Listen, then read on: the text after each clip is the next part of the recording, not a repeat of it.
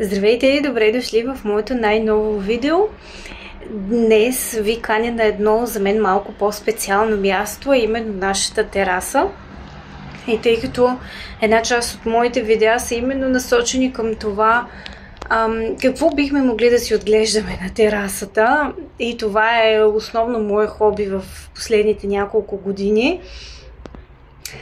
Може би от самото начало, от когато започнах да се занимавам с това, ви снимам и ви показвам съответно моите успехи, неуспехи, моите опити, съответно моите разочарования.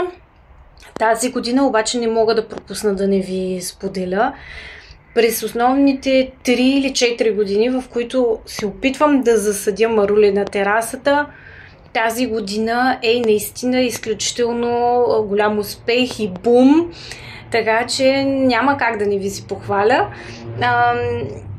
Започнах с готов разсад, който купих. Този път го купих от различно място. Съответно и сорта е по-различен, не питах кой е, но знам, че за до година ще отида при същия човек и ще си взема разсад отново от него.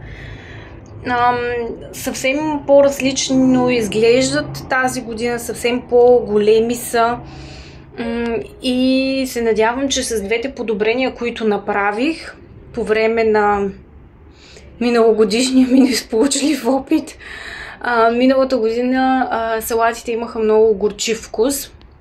Естествено изглеждаха хубаво, но и аз направих основната грешка да ги държа горе-долу до лятото.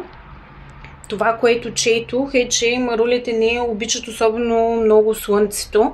Както виждате, те в момента са на слънце за малко, но поне 1 час има, в които са изложени на слънце и съответно обичат малко повече вода.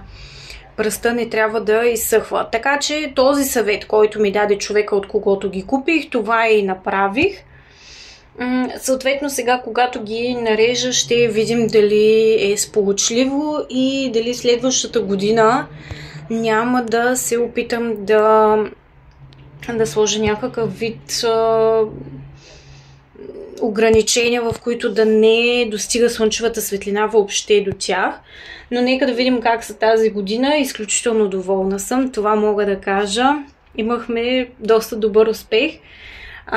Тази година като цяло всичко е в изобилие. Имаме си съответно и магданоз, който е мое си производство от семена, които бях купила. След това събрах на края на лятото, събрах семената, които се получиха от него и ги засадих отново и съответно покълниха си, беше много добре. Много съм доволна, растат си изключително много.